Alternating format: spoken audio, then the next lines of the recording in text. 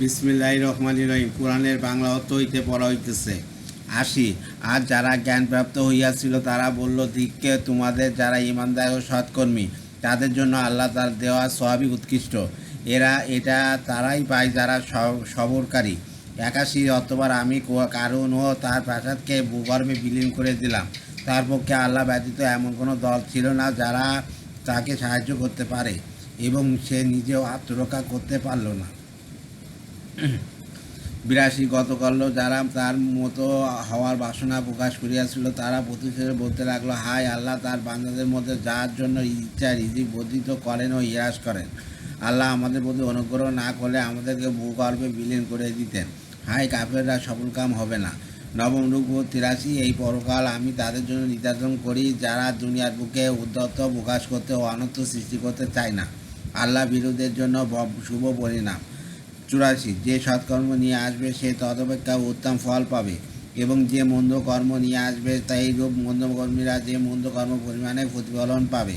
৮৫। যিনি আপনার প্রতি কোরআনের বিধান পাঠিয়েছেন তিনি অবশ্যই আপনাকে স্বদেশে ফিরিয়ে আনিবেন।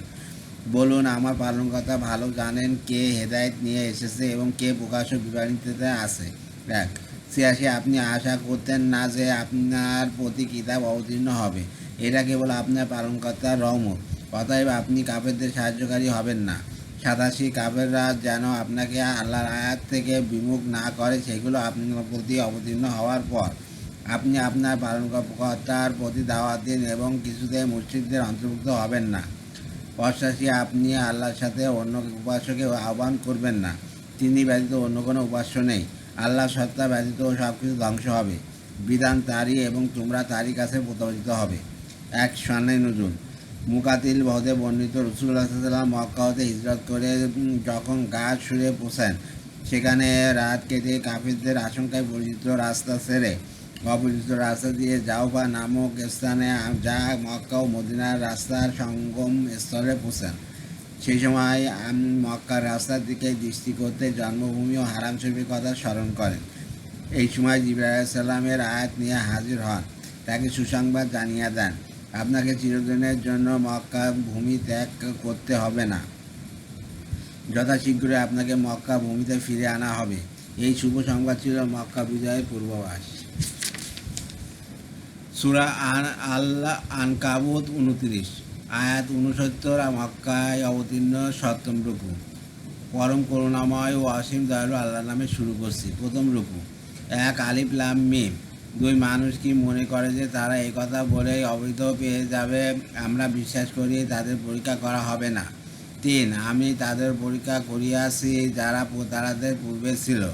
আল্লাহ অবশ্যই জেনে নেবেন যারা সত্যবাদী, এবং নিশ্চয় জেনে নেবেন মৃত্যুকদের। ৪ যারা মন্দ কাজ করে তারা কি মনে করে তারা আমার হাত থেকে বেঁচে যাবে? তাদের ফয়সালা খুবই মন্দ।